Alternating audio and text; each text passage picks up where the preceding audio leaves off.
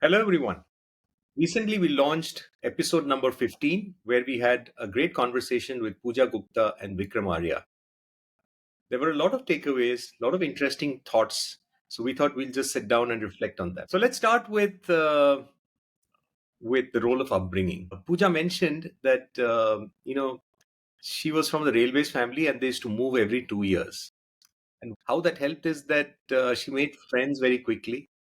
She learned to adapt to new places, to new cultures. Um, it's not an easy thing to do, though it's much easier when you're younger. Uh, but the fact is that she could do that, I think helped her a lot going forward when she started her own journey. What was amazing, Suman, with Vikram, it was an even stronger impact because of his family situation, which he shared with us. His parents decided to have them move to a hostel, which was up in the mountains, and it's amazing what a serendipitous impact that has had on his entire life post that, because he has become a completely mountains person, and his entire life has been defined by that. I agree. So I think what that tells us is that the upbringing and the role of parents again plays a huge role. Sometimes we don't realize it. The story that Pooja narrated, I thought it was fascinating. She talked to her father, who was a natural tinkerer. And the story itself, right? He tinkered by putting the train wheels onto a jeep so that became like an inspection trolley. Okay, and I thought that was absolutely fascinating. Um, and that is something she has got. She thinks of herself as a tinkerer.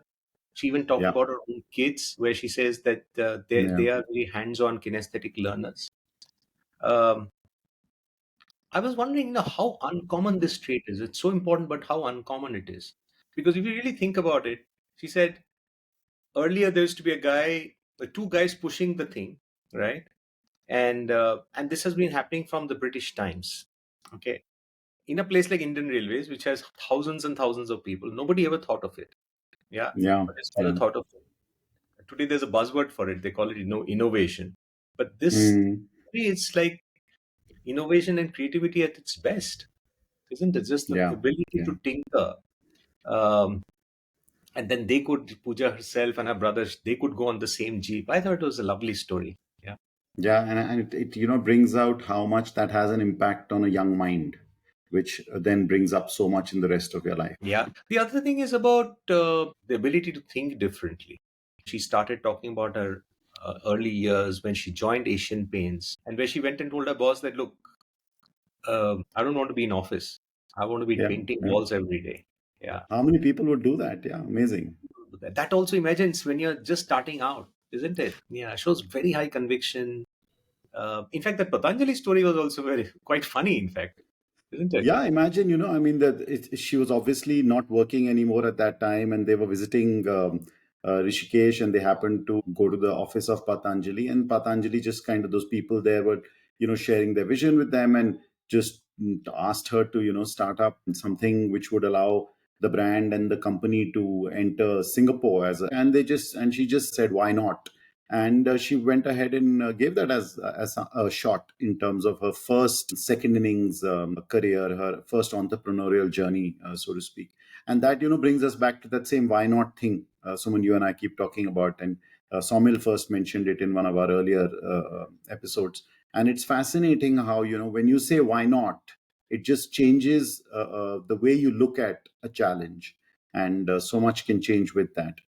And the same way Vikram was talking to us about the example in his life, where he had just started this Facebook page, and someone kind of reached out to him completely out of the blue and suggested that why don't they build a place, a villa in the mountains.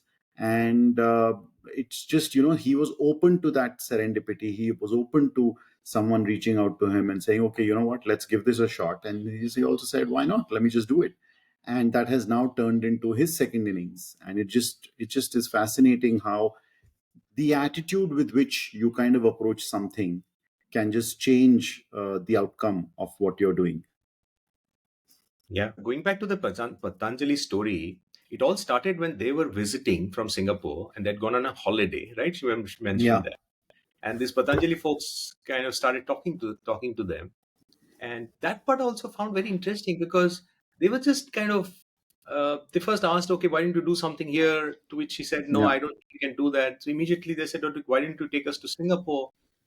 So I think it's also something to say about, good business sense, business acumen. That typically in corporate life, we are always looking for the right skill fit.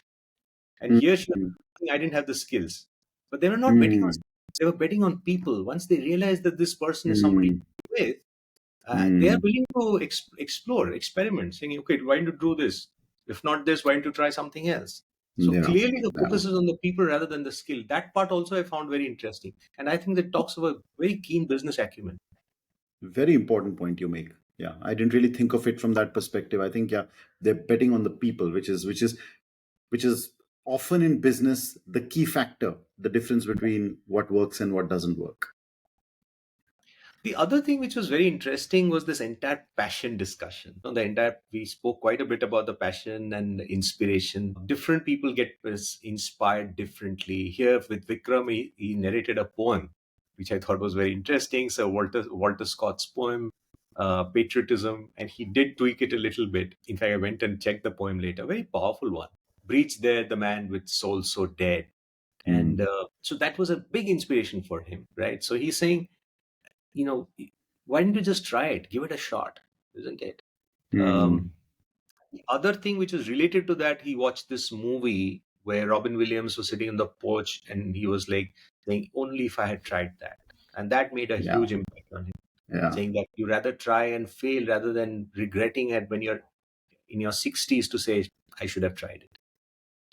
And clearly that had a big impact on him, Soman, because when we asked him that, would you give any advice to people who are sitting on the fence who want to do this kind of a transition, he mentioned it again that, if you're thinking about it, just imagine yourself at 60 thinking about, if I had done this, what would my life would be like Yeah, yeah, now, right? yeah. So, and that's the visualization kind of way of doing things is actually a great way of looking at yourself. Just imagine yourself Mm. as a person in the future and look back at yourself today. It really changes perspectives and could make you take a step that you otherwise may not have.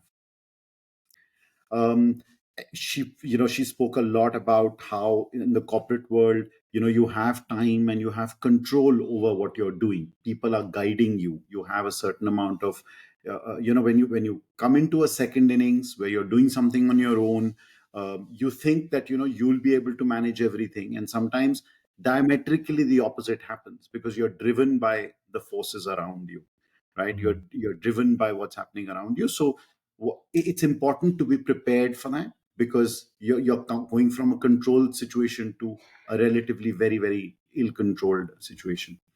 um, she talked about success, and we've talked Yes. about success on our earlier episodes, and about success and the definition of what you want to achieve becomes very personal and individual when you're kind of doing your own thing and going into a second innings. She talked about how in a corporate situation it's all about external validation. What is it that, in terms of promotions and in terms of how you're moving up the corporate ladder, someone else is defining success for you and you're kind of trying to achieve that. Or Whereas when you're society in a second innings, is defining it by saying, okay, you're at this level, absolutely, instead of some other level. absolutely, Yeah, yeah, yeah. yeah.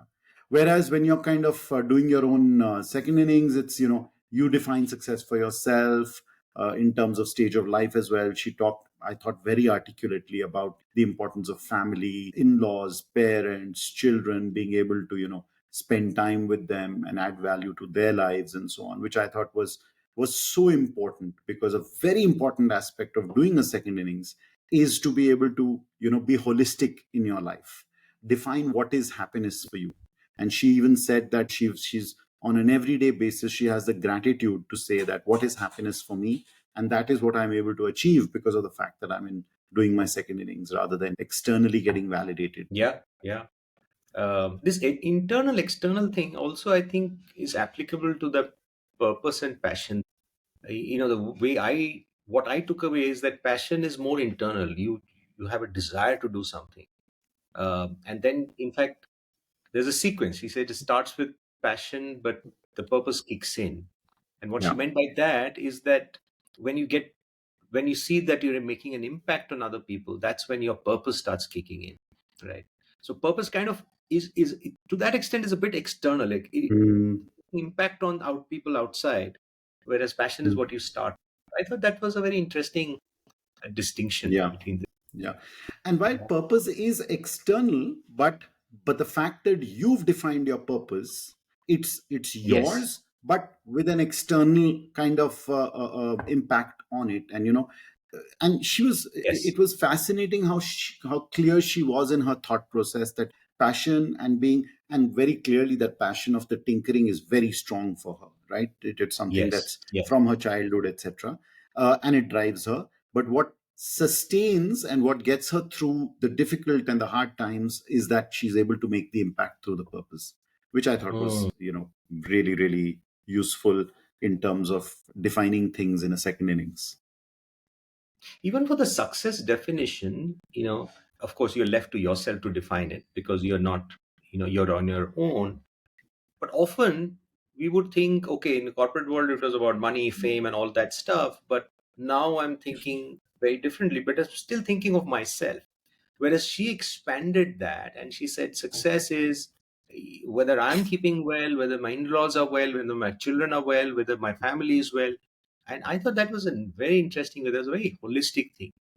Probably being a Yeah, woman, it comes more yeah, naturally. yeah. You're Think right. about it. And I was reflecting, very seldom I would look at success, define it with a lot of people around me. Like Hmm. Hmm. that I thought was very nice. Hmm. Then we did speak about the average. In fact, I started at saying that, what about the average guy? Because I always seen myself as an average guy, and Hmm. Vikram kind of resonated with that. He said, and he brought up this thing of the averager versus the avenger, which was interesting. Cool term he had defined. This averager versus avenger. Quite enjoyed that. So he says, and again, taking from that poem, he said, if you want to start something even with half a brain, not a dead, the soul so dead, you say, okay, even if you're half dead, just give it a shot. Okay. Interestingly, I came across this article yesterday, an HBR article which said, uh, why passionate men succeed, even when they are mediocre. But there is something to be said of passion. So it doesn't matter because, again, in the corporate world, we're looking for, extremely good people, high skilled people, and all that. But sometimes we often don't focus on the mediocre people. Right? And Hmm. towards the end, when we were asking for advice and what would you do differently and things like that, over obsession with the future ruins the present. Yeah. And I thought that was nicely put. And she linked that up nicely with gratitude. I mean, I like that because you, it's gratitude is very much about the past and the present in that sense, and not so much about the future. If there is a tendency to think about the future a lot, you're very often thinking about what you don't have rather than what you do have, which is very present related. There's always a tendency to make plans, think what next, what am I going to do, where I am is great, but where do I go next, and that kind of jars with the gratitude a little bit. Mindfulness, I think she was very, those were very evolved conversations. Simple things like to be able to get up in the morning and look at a blue sky, you need a lot of Yeah. mindfulness to actually enjoy it and saying, I'm Mm, happy to be breathing good air. Uh, mm, when do we think about all that? We are only yeah. thinking about, what Though next she and did, though she those did things. take a pot shot at that poor me sitting in Delhi with the bad air. I don't blame her for that. It's really terrible. But anyway, yeah, she did. She was very mindful in her approach to work and life and family and so on. So talking of our podcast, it was nice that Vikram mentioned that you guys he found it useful, and he's saying it's good to bring out these stories. So let's remember what Pooja said, and the over obsession with the future can ruin the present. So let's not do that. A lot of people keep asking us what next, what's the future, but I think we'll That's just true. enjoy Let's the just journey. keep going. Yeah, let's Just just keep keep going. going and have some good conversations and hope people are Some good, enjoying listening to them. absolutely. All right, Okay. on to episode 16 very soon now.